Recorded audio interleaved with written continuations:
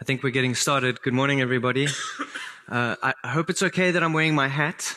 Sid, not okay. Daniel says not okay. But Sid said I was having a very bad hair day. He said I looked like Marty from Back to the Future, and that it would be better if I wore the hat. So I've done it for you all. My name is Charl. This is my beautiful assistant, Sid. This is our first time doing a Tom and Hardy impersonation like this, so go easy on us. We're going to, without further ado, jump right into it and just explain the premise behind today's presentation, which is effectively about evaluating what we've called the practical value of threat intelligence, and more specifically, threat intelligence lists. So we have to go back to the question of intelligence-led security.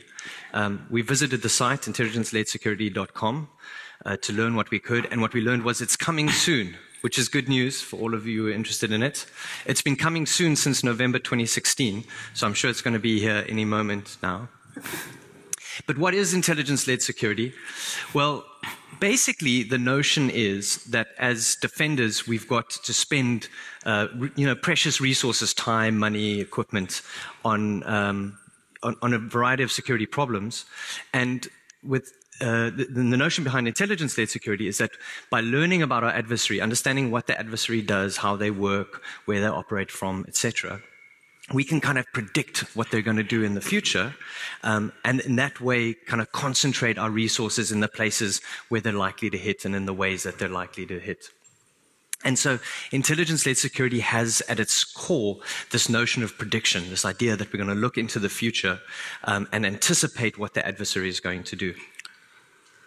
And key to that is, or what's emerged as key to that, is this notion of an indicator, or an indicator of compromise. Richard Bately recently blogged on this, on the origins of the term. He points out that it was first coined by Kevin Mandian back in 2010, this idea of an indicator. But basically an indicator is an atomic data point which describes something about how the attacker operates. And it could be something quite complex, something about the TTPs, the techniques that the attacker uses, how the attackers are organized, or it could be something very simple, like an IP address that an attacker uses, or the hash value of a file, or a domain name. I'm standing right in front of the slides, or something like that. And the so-called pyramid of pain, which was coined by David Bianco at the bottom here, captures this tension between the value of an indicator and how easy that indicator is to collect and work with. And these indicators at the bottom, domain names, IP addresses, hash values, etc., are the ones that are the easiest to collect, but are also obviously the easiest for the attacker to change, and so have, relatively speaking, less value. But what I want to draw your attention to is that these ones at the bottom here are also the easiest to commoditize, right? It's relatively easy to take a list of IP addresses, collect it, dedupe it, put it on a server somewhere, and distribute it to other people. And this commoditization has been picked up, I believe, in our industry in the vendor space and turned into various kinds of products. Specifically, the so-called sort of threat feeds or threat intelligence feeds or threat lists that we all consume, and which are supposed to act as those predictors of kind of the infrastructure that the attacker is going to use when they ultimately come for us. And this is an example of how that manifests as a product. This is a vendor that's selling a threat intelligence feed with 1.2 billion unique devices in it, 8 million a day being collected and distributed in this way. And I want to point two things out about this. The first is that for this vendor, and I'm not pointing fingers at vendors, but for this vendor, the collection of threat intelligence is accidental to their business. It's a byproduct of what they do. They offer a security service, and in providing that service, they collect these malicious IP addresses or suspicious IP addresses, and then they basically look at it and they go, well, we've got these. These will probably be of use to someone as predictors of future bad behavior. So you know what we'll do? We'll bundle them up as threat intelligence and we'll sell them. The other thing we need to note is that when you're a vendor in this space, you basically have two ways to differentiate yourself. The one is through the quality, so by arguing that somehow your threat intelligence is better validated, better curated, smarter in some way. And the other is, of course, through volume, by saying your threat intelligence list is more, right? And that's clearly what's happening in a space like this, is the vendor is saying our threat intelligence list is better because we have more threat intelligence in it, more. And it's not just true in the vendor space, it's also true in the open source space. So this is an excerpt from an open source threat list, kind of one of the more visible ones. And you can see what they set out to do on the one hand is provide you with threat intelligence that is immediately actionable. So they're saying the IP addresses in this list, we predict that these IP addresses are going to be active on your network in some time. And we're so convinced that they are malicious that we recommend that you block all of these IPs immediately without question. Act on it immediately, right? There's work involved. Problem is, if you look at that list, it has on it 632 million IP addresses, and it updates every 48 minutes. So in terms of the work that represents, I think we can all agree that that's not insignificant, right? That's a big ask of someone to block 632 IP addresses without question. If you look at the list itself, it is literally just that. It's just a list of IP addresses. There's no content, there's no context, there's no dates, there's no the contextual information that explains like why the IP address is there or not. And Sid and I did a quick back of the cigarette pack calculation. We estimate that that's about 0.2% of the entire internet that according to just this one threat list we should be blocking without question. So what we see is a kind of a transition from this notional idea that understanding our adversary allows us to predict future behavior, allows us to apply our resources more intelligently, through the commoditization of these low-level atomic indicators to these kind of high-volume, low-value threat lists, which is what we ultimately then actually have to deal with, and which are supposed to direct how we spend our time and energy on a daily basis. And that obviously causes a lot of pain. You have to have a quote from Ponemon in your presentation, so this is mine.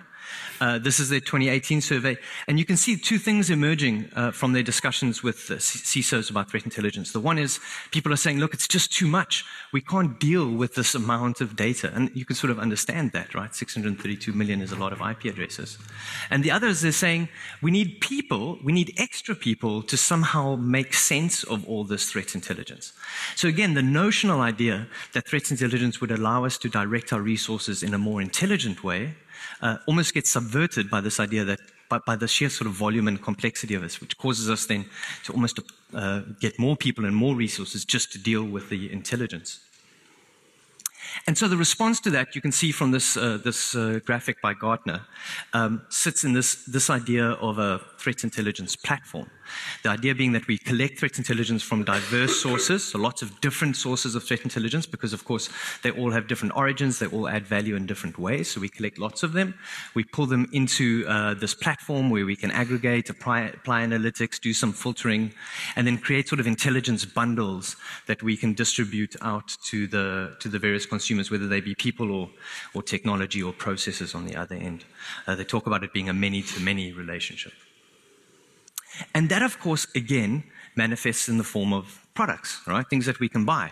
Because now we not only have to have this threat intelligence list, which is going to predict future behavior by bad guys, we also need to have a platform to deal with all the volume and the complexity of the threat intelligence list, and to make our analyst, who we've appointed to use the threat intelligence, somehow effective in applying the threat intelligence in our space.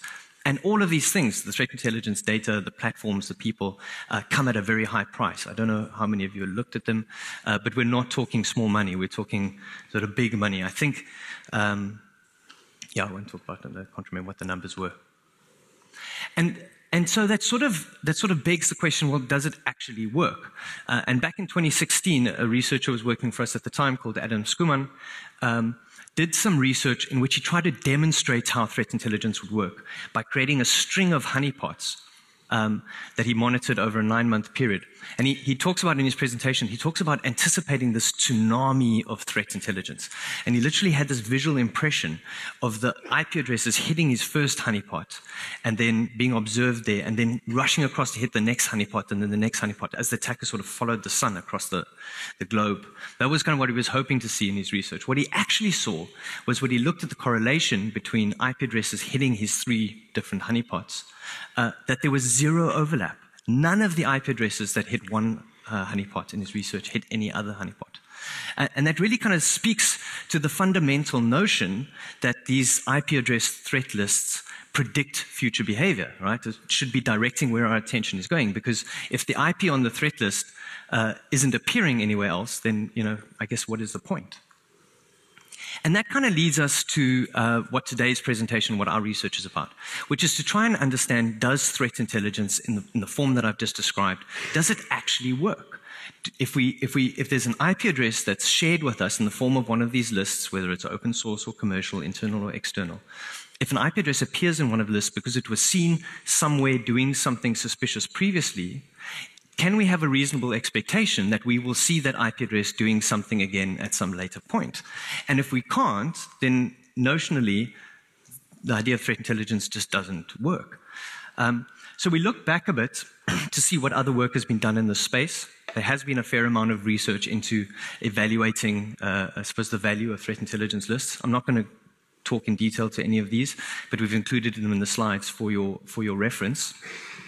But what you'll see if you look sort of across those papers, and as far as I can tell, basically they speak to two questions. All of that research speaks to two questions. It looks at the lists themselves and compares the lists with each other and looks at whether the IP addresses are novel. In other words, are they added and removed on a regular basis, and with what frequency are they added and removed compared to each other?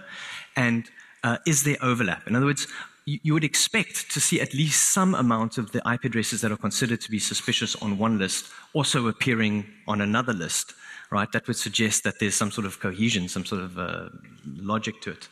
So they look at those two questions, and I'll leave you to look at the papers yourselves and draw your own conclusions. But we wanted to ask a very different question, and we think it's a much more fundamental question, which is this: how efficient is the threat intelligence we get from one of these threat lists about allegedly suspicious IP addresses in predicting that these IP addresses will be suspicious again in the future? Right? If we can determine that, we think we can speak to the core of the question, which is, do these threat intelligence lists actually say anything about what's going to happen? And as it happens, in the work that Sid and I do together, quite by coincidence, we have what we think of as something as a petri dish, a kind of an experimental environment in which we think we can test exactly this notion, which we can test what the predictive value of these threat lists is. And so what you're going to be sharing with you today is the results of this controlled experiment. We're not setting out to evaluate commercial feeds. I'm not going to tell you any names of vendors or compare vendors with each other. We're going to share the results of our experiment. It answers that very specific question about the predictive value of threat intelligence and its efficiency in that regard. We're looking specifically at internet-based threat intelligence feeds in this research. So basically lists of IP addresses that tell us about who the bad guys are that are going to be attacking us from the outside. And we've used our own data set, which we will share with you. We have attempted to make the research completely reproducible on this GitHub page. Full disclosure, it's not quite finished yet. We have a little bit more work to do on it. But what you'll see is we've uploaded the data sets, the scripts we used to transform the data, the queries we've run, directions for basically how to produce our findings, which should allow you to test what we're saying or allow you to use your own data, if you've got a better or bigger data set than ours, to reproduce the findings and see if you come up with anything different. Right, so this is a good point, then maybe just to say something about who we are. As I said, my name is Charl. I worked for a company called SensePost, which is an attack and penetration testing company.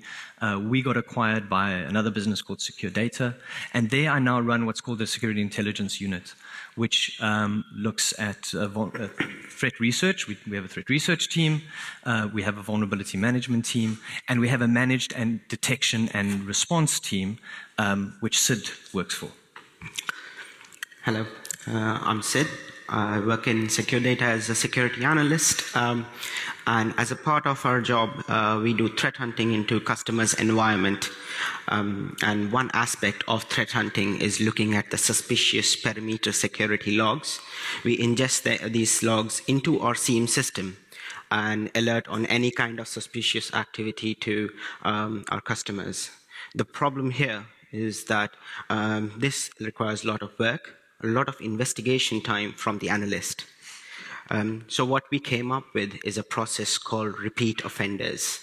This essentially filters down the IP addresses, suspicious IP addresses that we see on an from an external environment, and provide a better threat list to our customers. So essentially, we have 9 sensors, which are SIEM alerts, which trigger on various kind of activities. For the simplicity's sake, we have categorized this into 4 different categories. As you can see, external threat list, network scanning, suspicious web activity, and malicious web activity. So when these suspicious IP addresses trigger that alarm, we put these IP addresses into something we call a watch list, which has a cooldown period of 24 hours. And we keep those IP addresses for 24 hours there, and then we use that list to monitor further from our alarm, which is called the repeat offender. So that list is monitored by repeat offenders alarm, and then it monitors all log sources, not just external ones. And then when it triggers, that IP address is investigated by me or one of our analysts, and based on that, we produce what we call a rogue threat list, which is a much more refined version of a threat list, and provide it to our customers. So the reason we're explaining to you, and the reason that's important, is because that's the process that creates this experimental petri dish that we think we can answer this question from. And you sort of see it in a simplified version over here. Think of each one of these colored blocks as an observation of an IP address doing something suspicious. And on the y-axis over here, we can see what kind of suspicious activity that was. And on the x-axis, we can sort of see where it was. So as Sid said, we've got 9 different alarms that trigger on suspicious activity, about 41 different customer entities that we included in this research, and simplified into those categories at the top. So basically what happens is if we see an IP address doing something suspicious somewhere, like IP address yellow over here, I would argue that is a form of threat intelligence, right? We're seeing an IP doing something suspicious, and I would expect, if the notion of threat intelligence holds, to see that IP address doing something suspicious again later, right? That's fundamentally the notion behind threat intelligence. So in this experiment, we are both the producers in threat intelligence, in that we note these IP addresses when they do weird things, and we're the consumers of threat intelligence, because we can tell whether we see those IP addresses doing something suspicious again later. So we have a perspective from the threat intelligence producer side, and we have a perspective from the threat intelligence consumer side, and it's by comparing those 2 perspectives with each other that we hope to be able to draw the conclusion about whether the threat intelligence actually says anything to us or not. Before moving on to our experiments and our analysis, I'd just like to introduce the data in sense of what the data actually is. As we said, we have a repeat offender process which has alarms associated with it, which we ingest into our SIEM solution, which is Logarithm. One of our alarms does use a free alien Walt threat list, which is our external threat intelligence alarm. And the other part of the other aspect of the data is our honeypot network, which we run Scoury and Snot on. And we extracted both data from these aspects and put it into a Postgres database. Just a note on that, from now on, whenever we mention HoneyNet Lab, it's going to be associated with all our honeypot data. And when I mention Threat Intelligence Lab, it is going to be associated with alarms and intelligence that we extracted from Logarithm. So coming to the point, we created a Postgres database with a table with about 1.5 million observations, what we call. So an observation is quite simple. It's straightforward, an IP address seen to be doing something suspicious at a certain location at a particular time. And from these observations, we created transforms, which we call predictions. I'm going to explain a bit more about predictions later down the line. Just a bit more information about our honeypot network. Honeypot network is modern honey network. It's available. It's an open source available on GitHub. We had 3 honeypots based in USA, UK, and Australia. And it uses Snot and Curry. So this just gives you an idea of the data set that we're working with. The yellow line showing the observations from the sensor network, and the blue line showing the observations from the HoneyNet. We've been collecting data for 6 months. Unfortunately, as you can see, things didn't go quite according to plan, and we also lost a lot of data over there and somewhere else. And so what we were forced to do to keep it consistent across the two data sets was to focus on this 3-month period from the beginning of August to the end of October. So not quite what we'd hoped to achieve with the research. We'd hoped to have 6 months of data, but I suspect it's not going to change our findings much. You'll also notice there's a small window right here in the beginning where we lost some honeypot data for various reasons that I won't explain. But we think that's small enough that we can compensate for it. So as Sid said, in total, that's about 1.5 million observations from the sensors and about 124,000 observations from the HoneyNet. So obviously, our threat lists, which we're not going to be the producer and the consumer of, is about IP addresses. So this just gives you an idea of how many addresses we're talking about. That's about 50,000 unique IPs observed by our sensors and about 6,000 unique IPs observed by the HoneyNet. And just out of interest's sake, in our environment, that's about 2,400 IPs that were being attacked. So just give you a sense of the scale of the data that we had. And then, as we mentioned, we have about 41 client entities in this experiment. We categorize them by sector, and basically all this graph shows us is that the distribution across those sectors is relatively normal. Right? So we've got a fairly reasonable distribution across sort of different industries, if you like, in terms of the data that we collected. We also mentioned already that we took those individual sensors, those alarms that you see on the left-hand side, and we grouped them into categories, just for simplicity, so to make the work a bit simpler. So from now on, you'll be seeing us talking about these categories rather than the specific alarms, right, which are just the groups of a couple of alarms put together. All right. And in terms of those categories, again, this graph just shows the distribution across those categories of the different observations that we made. So nothing important here, just to illustrate that we think we have a reasonably fair distribution across different kinds of suspicious activities in the data that we're looking at. And finally, in terms of the honeypots, this really surprised me. It's not important, but it's just an interesting finding. In terms of the unique IPs that were observed across our 3 honeypots, we saw almost exactly 1/3 of those unique IPs on each honeypot. So an almost perfect distribution across the 3 honeypots, which again just shows that it's a relatively sort of fair cut across that data. So for our experiment, we created some definitions, as I said initially, observation. The observation is essentially just an origin IP address doing something malicious over some location and a certain timestamp. That's all it is. From this observation, we can draw an interesting definition again, which we call a prediction. Prediction is where if we observed a suspicious IP first, and then we correlate with the second event for the same source IP. So a source IP doing something suspicious for the first time, and the same source IP doing something suspicious for the second time.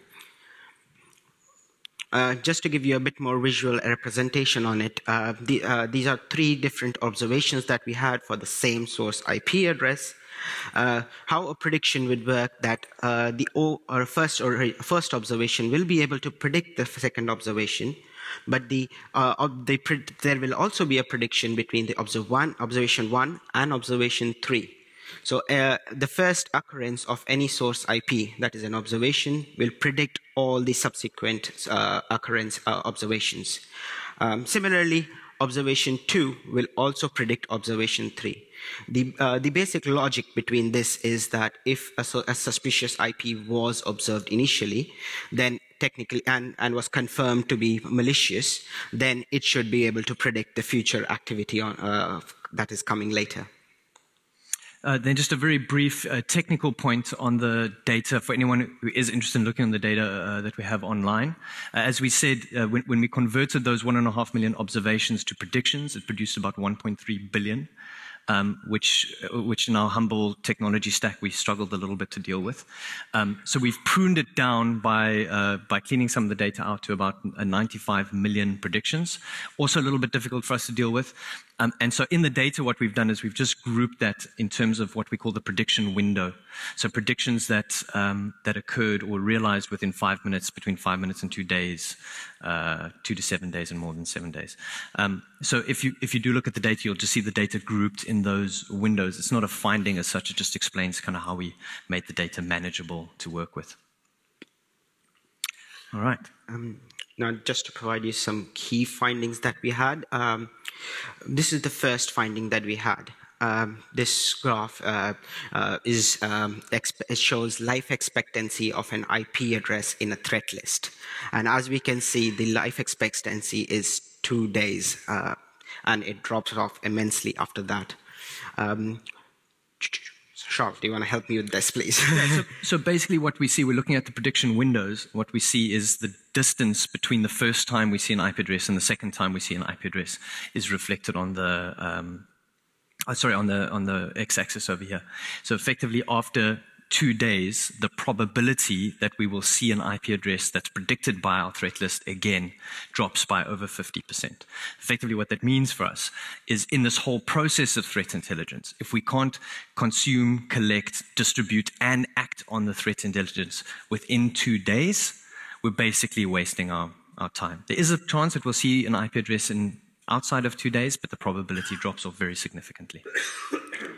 The second key finding we had is to do with this kind of suspicious activity that is occurring. So essentially what we see in the chart on the y-axis is the first kind of suspicious activity that we saw, and on the x-axis is the second time the same source IP was seen for some other activity. Here is an interesting conclusion that we got. On an average, 87% of all predictions were for the same kind of events or activity. Essentially, what this means is if we got a suspicious IP from an external threat intelligence, then 80% of the time it will be predicting only external threat intelligence. It won't predict malicious internet activity and the rest of them that well. The only place where we saw a bit of diversity was malicious internet activity, where only 68% time it predicted itself. That means that 1/3 of the time, that category of event was able to predict other kind of activity as well. Predominantly, the malicious internet activity comes from our honeypot data. This did raise a bit of a question in our mind whether is generalized threat intelligence actually effective? Obviously, we didn't have enough data, time, or resources to prove this question, but it's a future question to be answered. This just is a summary of the previous chart. Essentially, as we can see, 85% of the time, the unique IP address will only predict its own event class, only its activity. 14% of the time, it may be able to it will predict twice, and almost none of them will predict 3 or 4 or above, 3 or above classes. So basically, if we put an IP address on a threat list because it was seen, for example, port scanning, in 85% of the cases, the only thing we ever see it doing again is port scanning. You don't see a progression from, for example, port scanning to web application attacks in almost none of the cases. Just to talk a bit more about our predictions being made on the Honey network and our threat intelligence lab. So that about 37% of the time when we saw an IP address on the Honey network, we also saw it on our threat intelligence lab, while 3% is only the number where we saw it on the threat intelligence lab, and then we saw it on our Honey network. The takeaway from this is that it suggests that honeypots seem to be a better indicator of predicting suspicious and malicious activity than a regular threat intelligence feed. This brings us to the crux of our research. Just as a reminder, observation is anything that any suspicious activity that was observed from an IP address. A prediction is when a suspicious IP address was observed, and then it was observed again later in the future. And precision. Precision is basically the probability in which we state that a suspicious IP was seen in the past and is predicted in the future as well. So what this means is that the number of meaningful predictions that were given for a suspicious IP per the total number of observations that we had. This essentially, the precision essentially gives us the true positive of an IP address of a threat list. That is, if an IP address was on a threat list, the true positive nature of it being malicious. As far as false positive goes, they are anything that we had seen suspicious, that we were observed only once, but did not, no prediction was made on it. As far as the false negatives and the true negatives go, we do not know what we do not know. Because this IP address was not observed, we cannot really comment on that, and thus we haven't provided any kind of analysis on this. Just going to precision again and the numbers. Precision is anything where we saw the IP address being suspicious in the past, and it was predicted as suspicious in the future again. So when we see the probability, we get from our threat intelligence lab, we get 3.5% of probability. In sense, these are not good numbers. It is actually abysmal. As far as our honeypot data goes, we did have 9%, but it is not really good.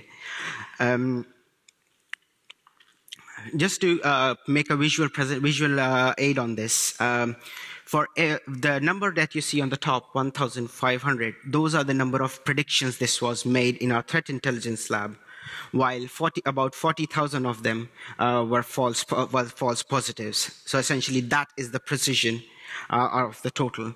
So from this comes an interesting concept as well. So me as an analyst looking at 42,000 IP addresses to investigate, comes the concept of overhead. How much work do I do to investigate these IP addresses to consider them as false positive? So as I said, overhead is we have a normalized measure of identifying the waste work for weeding out the false positives. This number actually made me really happy, because it states that the threat intelligence lab overhead has about 8 times more than the honeypot network. So what this means is, if I was observing threat intelligence data from a honeypot, and I got 5 false positives from a honeypot data, I would be essentially investigating 40 IP addresses if I had it obtained from a threat intelligence lab. So that's the key finding, folks, and it's not good. Essentially, what we're saying is, if Sid and I took our experimental threat intelligence network, bundled it up into a product, and sold it to you, then for every 100 IPs we told you to be worried about, you would only ever see less than 4 of them. So 4%, less than 4% precision. But the data obviously raises a whole lot of other questions in our minds, and we wanted to share some of those questions and some of our observations around those questions with you also. And the first just speaks to Sid's point about work. So if we imagined taking our threat intelligence lists and analyzing those IPs to arrive at a conclusion that they were actually malicious, then based on the data from our experimental threat intelligence lab, over the 90-day period, Sid would have to spend about 48 days just dealing with false positives. Now, that's using internal metrics from our own processes and systems, so it's not something that can be generalized to your environment. But it sort of just gives you an idea of the sense and the scale of the wasted effort involved in processing those lists. For the honeypots, that would be about 8 days. The other thing that emerges as a theme from the data is that the honey network, even with just three honeypots from an open source platform, consistently work better than our proper threat intelligence based on our actual sensors.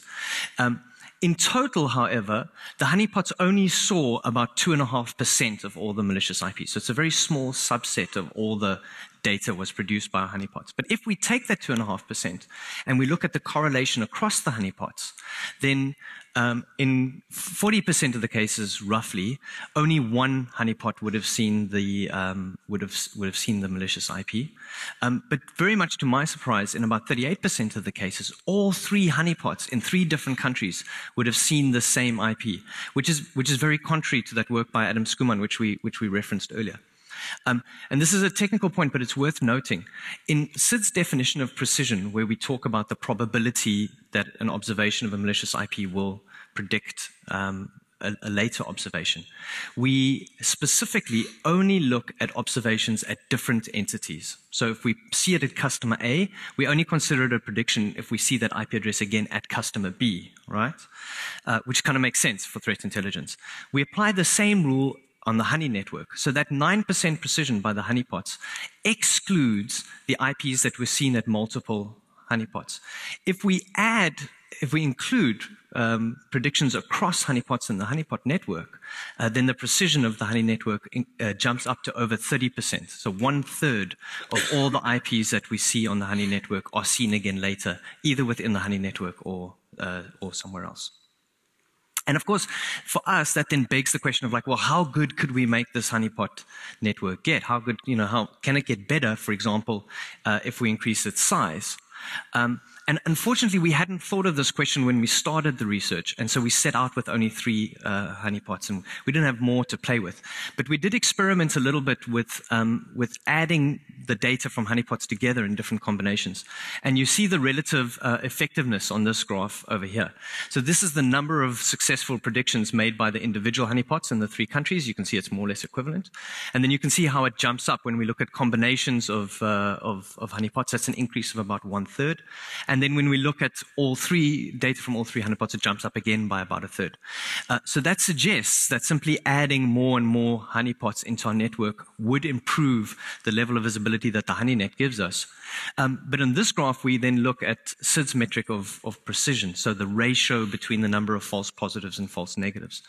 And what we see here is when we go from 1 honeypot to 2, not only does the coverage improve, but also the precision improves, so it actually gets more accurate. When we go from 2 to 3, however, although the coverage improves by about 39%, the precision, although it also improves at a slower rate. So basically what it says is that as we add more honeypots, we're going to see more stuff, but our false positive rate is also going to go up at a faster rate, which suggests that adding more honeypots is going to add value up to a point, and then there's going to be too much noise, and probably you'll get diminishing return on investment. Unfortunately, that's only with 3, so that's not really a definitive finding. But my guess would be that if we could repeat this experiment with more and more honeypots, we would see that behavior play out. Then the next thing we were very interested in understanding is the impact or the efficiency with which the threat intelligence predicted what we would call our rogues list. And just to remind you of what the rogues list was, the reminder of Sid's process. So we have these sensors which pick up suspicious activity on the internet. We put those IP addresses in a watch list. We put them on ice for a day. After a day, we take them out again. Then we watch our sensors again. If we see that IP pop out, after 24 hours, it goes into this repeat offenders report, which Sid and his team very begrudgingly then go through, and they examine all of those IPs manually to determine whether they're actually suspicious or not. So you're excluding things like showdowns and search engines and like all the kind of noise and false positives and stuff. At the end, what they come out with is this rogues list at the bottom. So it's manually verified threat intelligence. I don't think it's a perfect process, but it's a manual process. And this graph shows basically the number of rogues that were added to that list on each day during the course of the experiment. And in total, we dealt with only 171 genuine rogues during that 90-day period.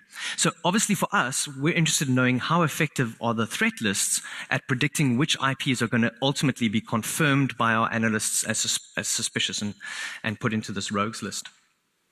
And there, the results are even more tragic. So only 0.25% of all the IPs observed either by our threat intelligence or our honeypots ever made it into the rogue list. 0.25%. It's basically negligible. It's none. We might not as well have them. They add no value whatsoever. Again, for the honeypots, a little bit better, about 3 times better, but still a tragically low number. Again, if we translate that into work, looking at our rogues list, that means we would have wasted about 108 hours of man time just processing false positives from those threat intelligence lists to come up with those rogues. We experimented also briefly with different combinations between the threat intelligence and the honeypots to see if that would improve the fidelity.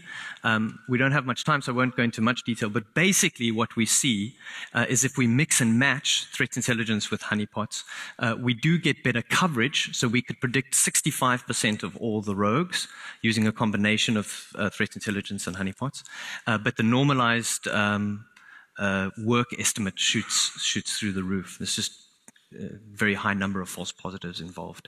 And so what we're seeing is that you would get better coverage with more diverse kinds of threat intelligence, but ultimately with a much higher false positive rate, which kind of makes it not worthwhile. And then finally, we wanted to look at how these findings compare with an actual commercial threat list. And it turned out to be very difficult because we couldn't get our hands on a commercial threat list that was dated so that we could do a day-by-day comparison like we could do in our own experimental lab. But the graph on the left sort of summarizes what Sid's been saying so far. So for our sensor network, 3.5% precision, meaning the probability that an IP address on that list would reappear. For the HoneyNet, 9.23%. With a tiny bit of fudging, which I wouldn't write in a paper, but which I'll argue with you about over coffee. If we do the same thing for the Alien Vault threat list, then we get much better coverage because the list is much bigger than ours, but the precision drops to about half as good as our own experimental threat list. So it's about half as worth our while to use the Alien Vault threat list as it is to use our own threat list based on our calculations. And then finally, we got our hands, very generously, a vendor gave us access to a proper commercial threat list, but again, not dated, right? So we couldn't do a day-by-day comparison between what was in the threat list and what we were seeing. But we could do a sort of an intersection between the two data sets. So this represents the data set that the vendor gave us, 1 million suspicious IP addresses in their data set. This represents the number of IPs which we observed acting suspiciously in our labs. And this number is the number that corresponded between the two. So less than 500 IPs out of this million actually appeared in our network at any point. I won't even tell you what that percentage is because it's got too many zeros. If we look at the effectiveness with which this commercial threat list predicted which IPs would appear in our rogues list, there was a sum total of 4. Out of that 1 million, only 4 of them ever made it through past SID's BDIs and onto our onto what we would consider to be actionable intelligence. So again, this is not a rigorous finding, but my data would have to be very, very wrong for my conclusions to be very different on this. All right, so let's wrap that up with some concluding thoughts. And the first thing I want to do is just spend a minute just talking about a question of philosophy. So Sid and I were trying very hard to understand how good these threat lists were at predicting future suspicious behavior, but also like how we could make them better, right? If we added more threat lists, if we combined threat lists with honeypots, how much more effective would this intelligence be? And you always sort of run up with this in this conflict between the precision, the number of false positives, and the cost of those false positives to your operations, whether it's in SID's time or in hardware or licenses, whatever. Those false positives are always going to cost you something. But there's another problem, which is we don't know from the threat intelligence what we don't know. So out of, we started off with our threat list, 55,000 IPs. We take the Alien Vault one, it's 58,000 IPs. We add the commercial one, it's another million IPs. Which ones haven't we got? How many more are there out there that we haven't seen? And how will we ever know what those are? And the answer is you don't know. You'll never know no matter how comprehensive you make your threat list, you'll never know which IPs aren't in it. And so fundamentally, there's no way of us assessing how much progress we're making in terms of collecting threat intelligence about suspicious behavior on the internet. There's this fundamental problem with the unknown unknowns. And that for me really begs the question as to whether, if we can't measure it, if at no point we can demonstrate that, my threat intelligence is better than yours, or it's better this year than it was last year, if at no point we can do that, then is it really something that's sensible for us to be investing our time and effort into? And wouldn't it make more sense to take the 48 days that Sid spent evaluating false positives as an experiment, rather doing something else, something that we could demonstrably prove was adding security value?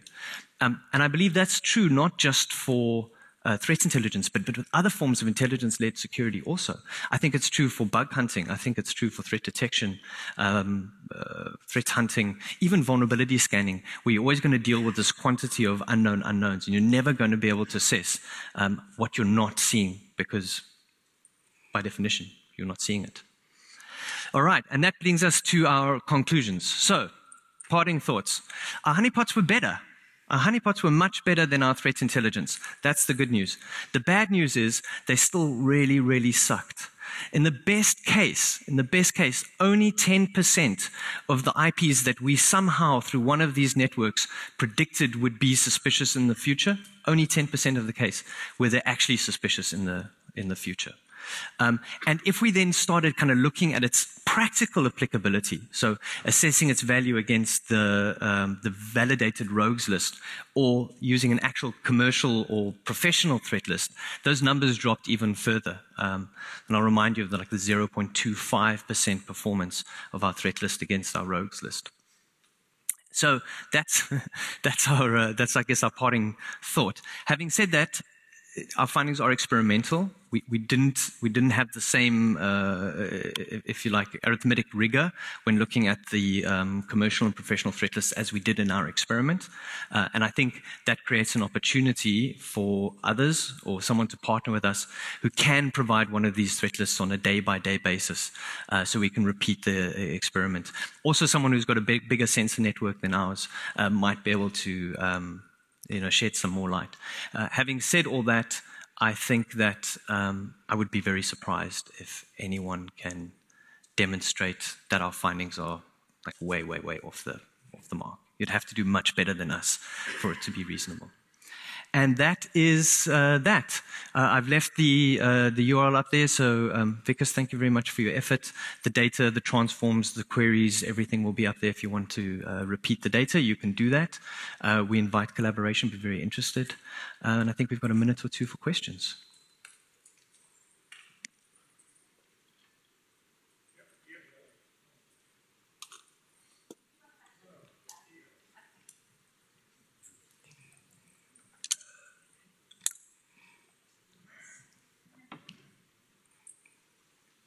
The scariest part.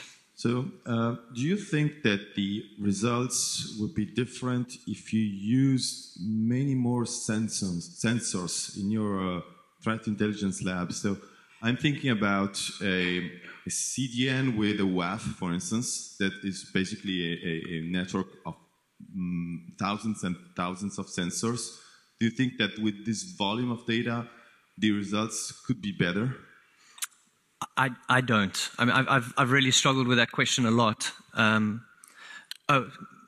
May I add to this? Yes. My name is Stefan Mardak from a company called Akamai, and we run a bigger network, something like 240,000 servers, and we are collecting data since 4 years, and we've got findings like you have. We have categories of attackers like DDoS, web scrapers, and web attackers. And they don't seem to match, so they do this, they do that.